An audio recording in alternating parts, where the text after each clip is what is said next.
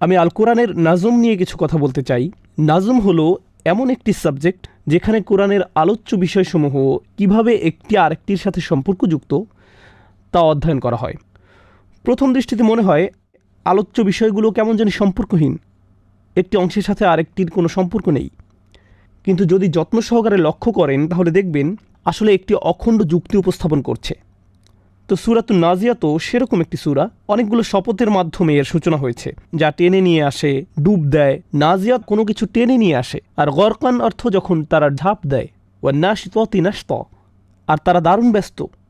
ওয়াসাবিহাতি সাবহা, যারা তীব্র গতিতে সন্তরণ করে। ফাসাবিকাতি সাবকা, আর তারা ক্ষিপ্র গতিতে এগিয়ে যায়। ফাল মুদাব্বিরাতি আমরা, অতঃপর যারা সকল কর্ম নির্বাহ করে, তাদেরকে যে আদেশই প্রদান করা হচ্ছে তারা তা বাস্তবায়ন করছে। এগুলো হলো শপথ। আমরা জানি না কারা এই কাজগুলো করে, আল্লাহ আমাদের বলেননি তারা কারা। তারা টেনে নিয়ে আসে, তারা ঝাঁপ দেয়। এখন এর দ্বারা আসলে কি বোঝানো হচ্ছে এই বিষয়ে সাহাবাদের অভিমত পাওয়া যায়, আমরা এ নিয়ে পরে কথা বলবো। এই শপথগুলো শেষ হওয়ার সাথে সাথে অনেকগুলো আয়াত এসেছে বিচার দিবস নিয়ে। এমন দিন যেদিন কম্পনকারী প্রকম্পিত করবে। ইয়াউমা তারজুফুর রাজিফা তাতবাউহা রাজিফা, তারপর আসবে আরেকটি ভূকম্পন। কুলুবুন ইয়াউমাইযিন ওয়াজিফা, সেদিন অনেক হৃদয় ভীত সন্তুষ্ট হবে। আবসারুহা খাশিআ, তাদের দৃষ্টি ভীতিবিহ্বলতায় অবনমিত হবে। ইয়াকুলুনা ইন্না লামারদুদুনা ফিল হাফিরাহ, এখন আসছে পরবর্তী দৃশ্য। তারা বলে আমাদের কি আগের অবস্থায় ফিরিয়ে আনা হবে? অন্য কথায় আমাদের কি আবার আমাদের কবর থেকে উঠানো হবে? ফাইন্নামা হিয়া যাজরাতু ওয়াহিদা আইযা কুন্না ইযামান নাখিরা, আমরা যখন পচা গলা হাড় হয়ে যাব তখনও এই প্রত্যাবর্তন কিভাবে ঘটবে? তিলকা ইযান কাররাতিন খাসিরা ফাইন্নামা হিয়া যাজরাতু ওয়াহিদা, এরপর আল্লাহ উত্তর দিচ্ছেন ওটা তো কেবল একটা বিকট আওয়াজ, আর হঠাৎ করে তোমরা অন্ধকারে পতিত হবে। বিসাহিরা, সাহিরা মানে কোথাও সারা রাত দাঁড়িয়ে থাকা, অথবা কোথাও দাঁড়িয়ে থাকা যেখানে ঘুমের কোনো সুযোগ নেই। প্রথম বিষয় ছিল কতগুলো শপথ যেখানে কিছু একটা উৎপাটন করে নেওয়া হচ্ছে। এর পরের বিষয় ছিল বিচার দিবস, এমন মানুষ যারা বিচার দিনের বাস্তবতা নিয়ে প্রশ্ন তুলেছে। তারপর হঠাৎ করে বলা শুরু হলো হাল আতাকা হাদিসু মূসা, মূসার বৃত্তান্ত কি তোমার কাছে পৌঁছায়নি? এরপর আরও এবং আরও বিষয়বস্তুর অবতারণা করা হচ্ছে। দৃশ্য তো মনে হচ্ছে 1.5 পৃষ্ঠার মধ্যে প্রায় 6টি পৃথক বিষয়ের আলোচনা করা হচ্ছে। মনে হয় যেন একটার সাথে আরেকটার কোনো সম্পর্ক নেই, কিন্তু আসলে এই সবগুলো বিষয়ের মাধ্যমে অত্যন্ত চমৎকার একটি যুক্তি বোনা হচ্ছে। প্রথম আয়াতে আসলে 2টি চিত্র একই সাথে বর্ণনা করা হচ্ছে। আরবিতে আপনি পাবেন নাজিয়াত, আদিয়াত, আল আসিফাত ইত্যাদি। এই শব্দগুলো দিয়ে আসলে ঝড়, অশ্বের ছুটে চলা বোঝানো হয়। বেশিরভাগ সময় এগুলো দিয়ে এমন মানুষদের বোঝানো হচ্ছে যারা কোনো লোকালয়ে আক্রমণ করতে যাচ্ছে। আগের দিনের আরবরা ছড়ানো ছিটানো গ্রামে বা ক্যাম্পে বাস করত। তখন আক্রমণকারী ডাকাত দল ঘোড়া নিয়ে ভোরবেলা এই সমস্ত লোকালয়ে আক্রমণ চালাতো। যখন চতুর্দিক শান্ত থাকত, অশ্বারোহীরা আগমন করার সময় ঘোড়ার লাগাম ধরে টান দিত। যারা টান দেয়, এভাবে টানতে টানতে তারা ক্যাম্পে ঝাঁপিয়ে পড়ত। ওয়ান্নাজিআতি গরকা, তারা তখন খুবই ব্যস্ততার সাথে ছুটত, কারণ তাদেরকে একটার পর একটা তাঁবুতে লুটতারাজ চালাতে হতো। ওয়ান্নাশিতাতি নাশতা, তারা দ্রুত কাজ শেষ করে যেভাবে সহজে এসেছিল সেভাবে সহজে পালিয়ে যেত। ওয়াসাবিহাতি সাবহা, আর পালিয়ে যাওয়ার সময় তারা আসলে ধীরে ধীরে পালাতো না, কে অন্যের সাথে প্রতিযোগিতা করে দ্রুত পালিয়ে যেত। লোকালয় থেকে তাদেরকে দ্রুত সরে পড়তে হবে। ফাসাবিকাতি সাবকা, আদেশের বাস্তবায়ন করত। অন্য কথায় লুণ্ঠন করে তারা মালামাল সংগ্রহ করলো, এখন তারা এগুলো নিজেদের মাঝে বন্টন করতে লাগলো। এই দৃষ্টিকোণ থেকেও নজর দেওয়া যায় সম্পূর্ণ প্রথম চিত্রটার দিকে। ভিন্ন আরেকটি দৃষ্টিকোণ হলো সালাফদের দৃষ্টি। ফেরেশতাদের মানুষের শরীর থেকে রূহ টেনে নেওয়ার কথা এখানে বলা হয়েছে। ফেরেশতারা শরীরের ভিতরে ডুব দেয় এবং রূহ টেনে নিয়ে আসে, কিন্তু এখানে আসলে 2টি চিত্র একই সাথে তুলে ধরা হয়েছে। আপনাদেরকে বলছি কিভাবে। আল্লাহ আজ্জা ওয়া জাল্লা আখিরাতের কথা বর্ণনা করতে যাচ্ছেন, এবং হঠাৎ করেই কিভাবে এর আবির্ভাব ঘটবে তোমাদেরকে কোনো সতর্ক সংকেত দেওয়া হবে না। আরবরা তখন বলতো আপনি কি বোঝাতে চাচ্ছেন? তখন আল্লাহ বলছেন তোমাদেরকে আমি এমন একটি দৃশ্যের উদাহরণ দিচ্ছি যা তোমরা কল্পনা করতে পারো। যখন তারা রাতের বেলা হঠাৎ করে আক্রান্ত হতো, ঠিক যেমন ফেরেশতারা হঠাৎ করে এসে রূহ টেনে নিয়ে যাবেন, তারা আকাশ থেকে সাঁতার কাটার মতো ভাসতে ভাসতে নেমে আসবেন। ঠিক যেভাবে অশ্বারোহী ডাকাতেরা মরুর বুক চিরে এগিয়ে আসে, ফেরেশতারা আদেশের বাস্তবায়ন করবেন যেভাবে অশ্বারোহীরা এসে তাদের সর্দারের আদেশ বাস্তবায়ন করবে। আর আকস্মিকভাবে এটা ঘটে, রাতের নিস্তব্ধতা ভেঙে তাদের আগমন ঘটে। এরপর তিনি বিষয়বস্তু পরিবর্তন করে বলেন ঠিক এভাবেই কিয়ামতের ভূকম্পন প্রকম্পিত করবে। ইয়াউমা তারজুফুর রাজিফা, সেদিন ভূকম্পন প্রকম্পিত করবে। তারপর আসবে আরেকটি ভূকম্পন, ঠিক যেভাবে আক্রমণকারীরা ঢেউয়ের মতো একের পর এক আসতে থাকে। প্রথম দলের আক্রমণ শেষ হতেই পরবর্তী দলের আক্রমণ ঘটে। তাতবাউহা রাদিফা। এই দৃশ্যটি আপনাদের মাথায় কল্পনা করুন, যেখানে গ্রামবাসীরা আক্রান্ত হচ্ছে, মাঝরাতে অশ্বারোহী ডাকাতেরা গ্রামে লুটতারাজ চালাচ্ছে। তখন মানুষ কি করে? কুলুবুন ইয়াওমাইযিন ওয়াজিফা আবসারুহা খাশিআ। তাদের অন্তর ভয়ে প্রকম্পিত, তাদের দৃষ্টি ভীতবিহ্বলতে অবনমিত। এর মধ্যে লুণ্ঠনের কাজ সমাপ্ত হয়ে যায়। লুণ্ঠন শেষ মানে মূল্যবান যা কিছু আছে তার সব নিয়ে গেছে। আর মাটিতে যা পড়ে আছে মূলত অশ্বারোহীদের পদচিহ্নগুলো। ইয়াকুলুনা আইন্না লামারদুদুনা ফিল হাফিরাহ। একদিকে এর অর্থ হলো তারা বলে আমাদেরকে কি কবর থেকে তুলে আগের অবস্থায় ফিরিয়ে আনা হবে। আর আরেকটি অর্থ হলো অশ্বারোহীরা চলে যাওয়ার পর বাকি আছে শুধু পদচিহ্নগুলো। কোনো কারণে কেউ সেখানে আবার ফিরে যাবে, আর ফিরে গেলেও উপকারী কিছু সেখানে পাবে না। তিলকা ইদান কাররাতিন খাসিরা। এটা হবে এক ক্ষতিকর প্রত্যাবর্তন। অন্য কথায় তাদের বিচার দিবসের ব্যাপারে প্রশ্ন তোলাকে আল্লাহ তুলনা করছেন যেভাবে তারা ভাবত লোকালয় ধ্বংস হয়ে যাওয়ার পর কিভাবে তারা সেখানে ফেরত যাবে। ফা ইন্নামা হিয়া জাজরাতু ওয়াহিদা। ওটা তো কেবল একটা বিকট আওয়াজ। এই বিকট শব্দ হতে পারে সিংগার ফুৎকারের মহাগর্জন, অনুফিখা ফিস সূর। কিন্তু এই দুনিয়ায় এক ব্যক্তি তার গ্রামে ফেরত এসে দেখল সব কিছু জ্বালিয়ে দেওয়া হয়েছে, ঘোড়ার পায়ের চিহ্ন সর্বত্র। তখন সে কি করে? সে কেঁদে ওঠে, হাঁটুতে ভর দিয়ে বসে পড়ে। ফাইদা হুম বিসাহিরা। সারা রাত কেঁদে কেঁদে কাটিয়ে দেয়, কারণ কিছুই আর অবশিষ্ট নেই। আল্লাহ দুনিয়ার একটি চিত্রকে আখিরাতের চিত্রের সাথে তুলনা করলেন। সুতরাং আপনি দুইটি চিত্র একই সাথে অবলোকন করছেন। এখন এই সকল দুর্যোগ এড়ানো যেত যদি কেউ গ্রামবাসীকে বলতো ডাকাত দল আক্রমণ করতে আসছে, তোমাদের গ্রামে একটি আক্রমণ হতে যাচ্ছে। তাহলে তারা প্রস্তুতি নিতে পারত, তাই না? হাল আতাকা হাদিসু মূসা। মূসার সংবাদ কি তোমাদের কাছে আসেনি? আল্লাহ যখন মূসাকে তার কাছে ডেকে আনলেন, ফিরাউনের কাছে গিয়ে তাকে সাবধান করতে পারেন। ইযহাব ইলা ফিরআউনা ইন্নাহু তাগা। ফিরাউনের কাছে যাও, সে সীমালঙ্ঘন করছে। কারণ ফিরাউনকে সাবধান করা উচিত যে আক্রমণ আসছে, সাবধান হও। আর যখন কাউকে এভাবে আক্রমণের ব্যাপারে সাবধান করতে যাবেন, প্রমাণ উপস্থাপন করা উচিত। ফাআরাহুল আয়াতাল কুবরা ফাকাযাবা ওয়া আসা। তিনি তাকে সবচেয়ে বড় প্রমাণ দেখিয়েছেন, তারপরও সে মিথ্যা প্রতিপন্ন করলো এবং সে মুখ ফিরিয়ে নিল। তো আল্লাহ এখন বর্ণনা করছেন রাসূল পাঠানোর উদ্দেশ্য কোনো জাতিকে ধ্বংস করে দেয়া নয়, বরং তাদেরকে রক্ষা করা। সূরা নূরের আলোচনায় যেটা আমি আরো ভালোভাবে ব্যাখ্যা করেছি, ফাকাযাবা ওয়া আসা সুম্মা আদবারা ইয়াসআ। অতঃপর সে আল্লাহর বিরুদ্ধে জোর প্রচেষ্টা চালানোর জন্য উল্টো পথে ফিরে গেল। অন্য কথায়, তুমি চেষ্টা চালানো শুরু করেছ তার বিরুদ্ধে যে তোমাকে সাবধান করেছে। ফাহাশারা ফানাদা। সে সকলকে সমবেত করলো এবং উচ্চস্বরে ঘোষণা করলো। এই অংশটা আসলেই চমকপ্রদ। গোটা সতর্কতা বিচার দিবস সম্পর্কে। বিচারের দিন আল্লাহ সবাইকে একত্রিত করবেন, কিন্তু ফিরাউন সিদ্ধান্ত নিল সে তার নিজের হাসর আহ্বান করবে। ফাহাশারা। বিচারের দিন আল্লাহ ঘোষণা দিবেন, কিন্তু সে সিদ্ধান্ত নিল সে তার নিজের ঘোষণা প্রদান করবে। বিচারের দিন আল্লাহ ঘোষণা দিবেন, লিমানিল মুলকুল ইয়াউম লিল্লাহিল ওয়াহিদিল কাহ্হার। আজকে রাজত্ব কার? পরাক্রান্ত আল্লাহর। ফিরাউন লোকজনকে জড়ো করলো, আল্লাহকে ডাকার পরিবর্তে সে ঘোষণা করলো, আনা রব্বুকুমুল আ'লা। আমি তোমাদের সর্বশ্রেষ্ঠ রব।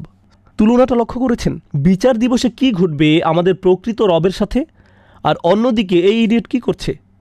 তার নিজের হাসর তৈরি করেছে, তার নিজের নিদা, তার নিজের ঘোষণা, আনা রব্বুকুমুল আ'লা।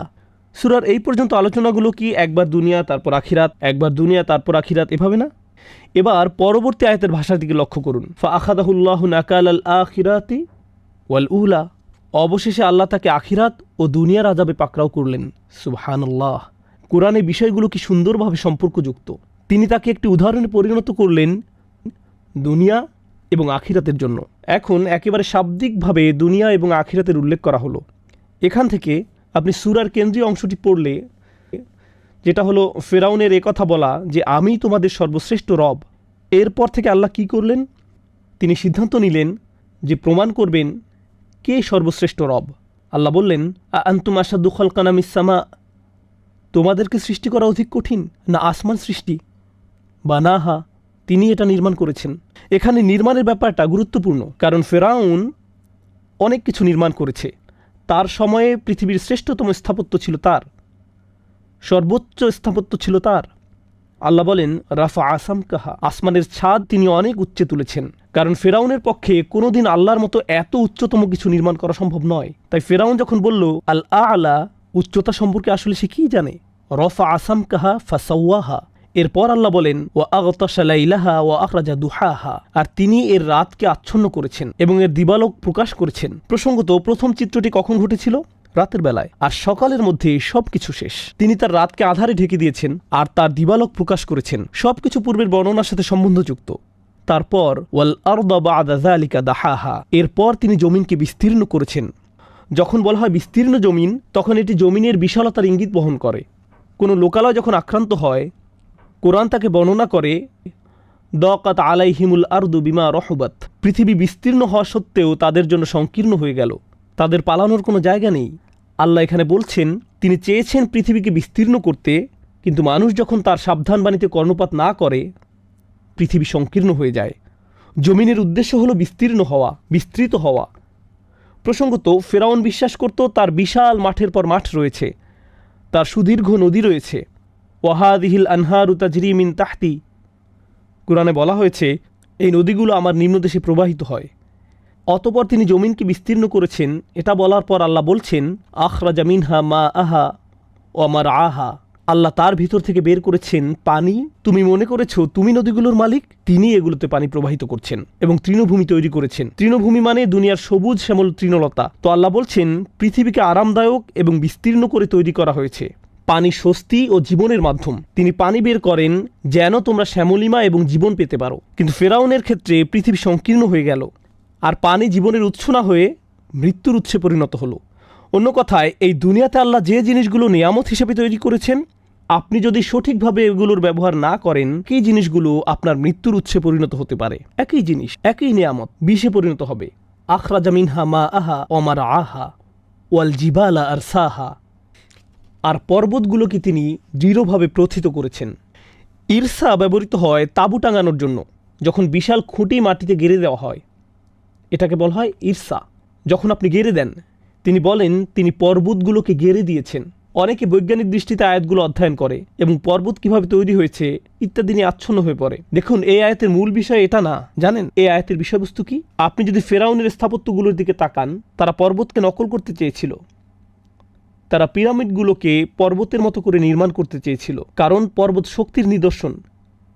এই পর্বতগুলো তৈরি করার জন্য তাদেরকে নিচ থেকে নির্মাণ করে উপরে উঠতে হয়েছিল।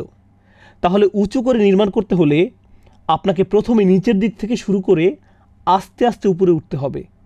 আল্লাহর স্থাপত্য, পর্বতগুলো যে কোনো পিরামিডের চেয়ে বহু উঁচু এবং লম্বা, তাকে নিচ থেকে তৈরি করতে হবে না। তিনি এগুলোকে উপর থেকে গেড়ে দিয়েছেন। কে আল আলা, বুঝতে পারছেন? ওয়াল জিবালা আর সাহা, এর ভাষা এতটাই শক্তিশালী। আল্লাহ কি চমৎকার ভাবেই না এই লোকের দাম্ভিকতার জবাব দিচ্ছেন। মাতা আল্লাকুম অলিয়ান আমিকুম, জীবিকার সামগ্রী। এই সমস্ত তোমাদের আর তোমাদের গৃহপালিত পশুগুলোর জীবিকার সামগ্রী। ফাইদা জা আতি তাম্মাতুল কুবরা, অতঃপর যখন মহাসংকট এসে যাবে। আল কুবরা শব্দটি দ্বিতীয়বার আসলো। ফাআরাহুল আয়াত আল কুবরা, ফাইদা জা আতি তাম্মাতুল কুবরা। কেন? কারণ ফেরাউনকে মহাপ্রমাণ দেখানো হয়েছিল যেন সে সতর্কতা গ্রহণ করে, মহাসংকটের ব্যাপারে সাবধানতা অবলম্বন করতে পারে। তাই তিনি যখন মহাসংকটের আয়াতে এসে পৌঁছবেন, আপনার মনে পড়বে তোমার তো এর জন্য প্রস্তুত থাকা উচিত ছিল। ফাআরাহুল আয়াত আল কুবরা ইয়াউমা ইয়াতাযাক্কারুল ইনসানু মা সাআ, সেদিন মানুষ স্মরণ করবে যা কিছু করার জন্য সে জোর প্রচেষ্টা চালাতো। আবার লক্ষ্য করুন, সাআ দ্বিতীয়বারের জন্য আসলো। আগে বলা হয়েছে সুম্মা আদবারা ইয়াসআ। এখানে আল্লাহ আমাদেরকে মনে করিয়ে দিচ্ছেন সেসব মানুষের প্রচুর ক্ষমতা ছিল, যা ইচ্ছা তাই করার পেছনে ছুটত। এখন তারা মনে করবে তারা ভুল সব জিনিসের পেছনে ছুটেছিল। তুলনাটা ফেরাউনের সাথে করে বোঝানো হয়েছে। অবুররিজাতিল জাহিমু লিমান ইয়ারা, এটা এত চমৎকার। আর জাহান্নামকে প্রকাশ করা হবে তার জন্য যে দেখতে চায়। প্রসঙ্গত, আমরা কি জাহান্নাম দেখতে চাই? না। যেটা দেখা দরকার ছিল তা হলো আল্লাহর রসুল তোমাদের সামনে যা উপস্থাপন করেছিলেন। ফাআরাহুল আয়াত আল কুবরা, তিনি তোমাদের কাছে এসেছিলেন যেন তোমরা সবচেয়ে বড় নিদর্শন দেখতে পারো। এটাই তোমরা দেখতে চাওয়া উচিত ছিল, যেন তোমাকে জাহান্নাম দেখতে না হয়। কারণ তুমি যদি এই নিদর্শনগুলো দেখতে না চাও, তোমাকে জাহান্নাম দেখতে হবে। একটা না একটা তোমাকে দেখতেই হবে। অবুররিজাতিল জাহিমু লিমান ইয়ারা। এরপর আল্লাহ বলেন ফাআম্মা মান তাগা ওয়া আসারাল হায়াতাদ দুনিয়া ফাইন্নাল জাহিমা হিয়াল মাওয়া, যে দুনিয়ার জীবনকে প্রাধান্য দিয়েছে তার আশ্রয়স্থল হলো জাহান্নাম। এখানে আশ্রয়স্থল শব্দটির প্রয়োগ অসাধারণ। প্রথমে তিনি বলছেন যে এই দুনিয়ার জীবনকে প্রাধান্য দেয়। এখানে আশ্রয়স্থল শব্দটির প্রয়োগ অসাধারণ। প্রসঙ্গত আমাদের তো উভয় জীবনকে প্রাধান্য দেওয়ার কথা, আখিরাতকে দুনিয়ার উপর নয়। আমাদের তো দুনিয়ার সেরাটা এবং আখিরাতেরও সেরাটা চাওয়ার কথা। রব্বানা আতিনা ফিদ দুনিয়া হাসানা অফিল আখিরাতে হাসানা। আপনার তো উভয় জগতের মধ্যে ভারসাম্য রাখার কথা। ঠিক এই সূরায় উপস্থাপিত চিত্রগুলোর মতো সবকিছু এখানে দ্বৈত দ্বৈত দ্বৈত। এই আয়াতে এসে পৌঁছার পর জাহিমে অর্থাৎ জাহান্নামে সে আশ্রয়স্থল খুঁজে পাবে। সূরার শুরুতে ডাকাতদের আক্রমণের একটা চিত্র আঁকা হয়েছিল। ডাকাতের আক্রমণ হলে আপনি কোথায় যেতে চাইবেন? একটি আশ্রয়স্থল খুঁজবেন। আজ এই মানুষগুলোর কোনো আশ্রয়স্থল থাকবে না। তাদের জন্য বিচার দিবসের পর আশ্রয় নেওয়ার জায়গাটা হবে বিচার দিনের ভয়াবহতার চেয়েও বহুগুণে ভয়ানক। ওয়া আম্মা মান খাফা মাকামা রাব্বিহি ওয়া নাহান নাফসা আনিল হাওয়া। যে স্বীয় রবের সামনে দাঁড়ানোকে ভয় করে। আল্লাহ এমন ধরনের ভাষা এখানে ব্যবহার করলেন কেন? তিনি বলতে পারতেন খাফাল্লাহ, যে আল্লাহকে ভয় করে, কিন্তু তিনি বলছেন যে তার রবের সামনে দাঁড়ানোকে ভয় করে। রব শব্দটি কি প্রথমবারের মতো ব্যবহার করা হচ্ছে? না। ফেরাউন বলেছে আনা রব্বুকুমুল আলা। ফেরাউন সম্পর্কে ভাবলে একটা বিষয় মাথায় আসবে। ফেরাউন বলেছিল লাআল্লি আত্তালিউ ইলা ইলাহি মূসা, তোমরা কেন আমার জন্য একটি টাওয়ার নির্মাণ করছো না? আমি আকাশে উঠব এবং গিয়ে মূসার রবের সাথে কথা বলতে চাই। সে আল্লাহ সুবহানাহু ওয়া তাআলার সামনে গিয়ে মুখোমুখি দাঁড়াতে চায়। সূরার শেষাংশে আল্লাহ বললেন যে তার রবের সামনে দাঁড়ানোকে ভয় পায়। মান খাফা মাকামা রাব্বিহি ওয়া নাহান নাফসা আনিল হাওয়া, এবং নিজেকে কামনা বাসনা থেকে নিবৃত্ত রেখেছিল। ফা ইন্নাল জান্নাতা হিয়াল মাওয়া, তখন জান্নাত হবে তার আশ্রয়স্থল। প্রসঙ্গত কোরআনে আর কোনো জাতিকে, আমার জানা মতে আর কোনো জাতিকে জান্নাত হিসাবে অভিহিত করা হয়নি একমাত্র ফেরাউন ছাড়া। কাম তারাকু মিন জান্নাতিন ওয়া উয়ুন ওয়া নি'মাতিন কানু ফিহা ফাকিহিন, আর নানা বিলাস সামগ্রী যাতে তার আনন্দ উপভোগ করত। কোরআনে বর্ণিত একমাত্র অন্য আর যেসব সম্প্রদায় সম্পর্কে আমি জানি যাদের দুনিয়াবি সম্পদের বর্ণনা আল্লাহ এমনভাবে দিচ্ছেন যেন তিনি আসল জান্নাতের বর্ণনা দিচ্ছেন, তারা হলো মিশরীয়রা। যখন তারা পানিতে ডুবে গেল, আল্লাহ বলেন তারা ছেড়ে গিয়েছিল কত বাগান ও ঝর্ণা, কত নিয়ামত, নানা বিলাস সামগ্রী যাতে তার আনন্দ উপভোগ করত।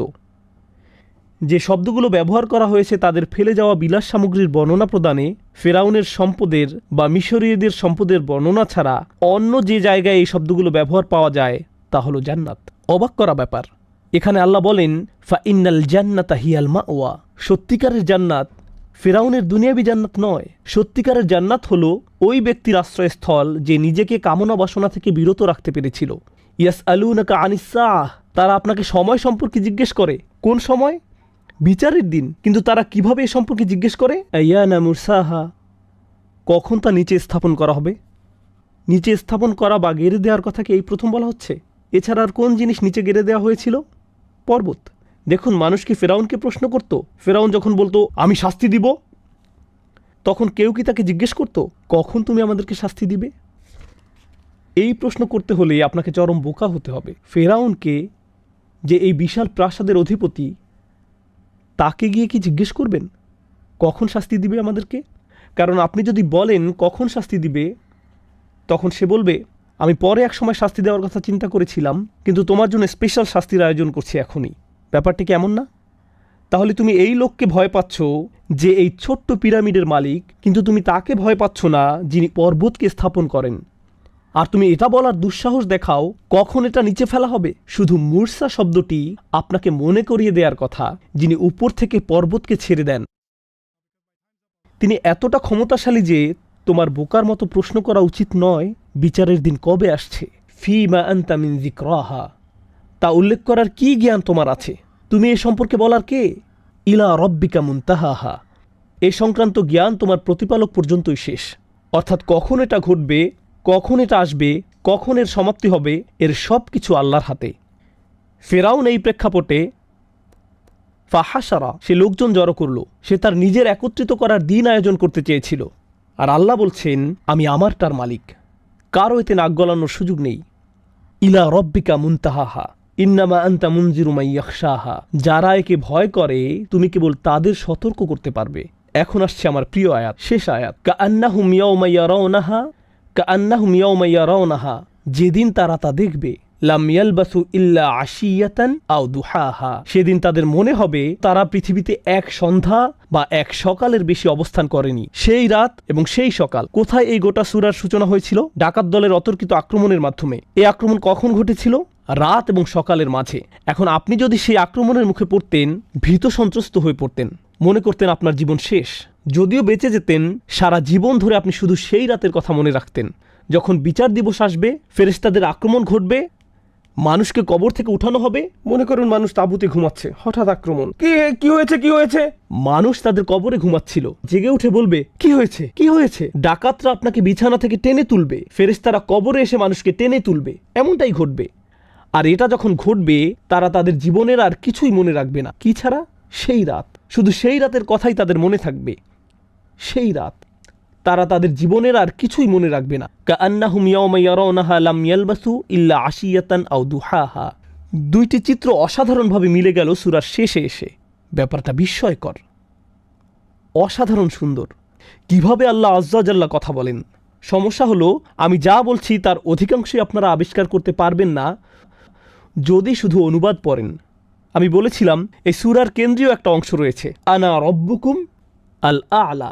প্রফেসর নেইল রবিনসন যখন এই সূরা নিয়ে গবেষণা করছিলেন, জানেন তিনি কি আবিষ্কার করেছিলেন? যখন তিনি বলেছিলেন যে এই সূরার কেন্দ্রীয় আয়াত আনা রব্বুকুমুল আ'লা, যেখান থেকে সূরার সামনের দিকের সব আলোচনা আল্লাহ সম্পর্কে।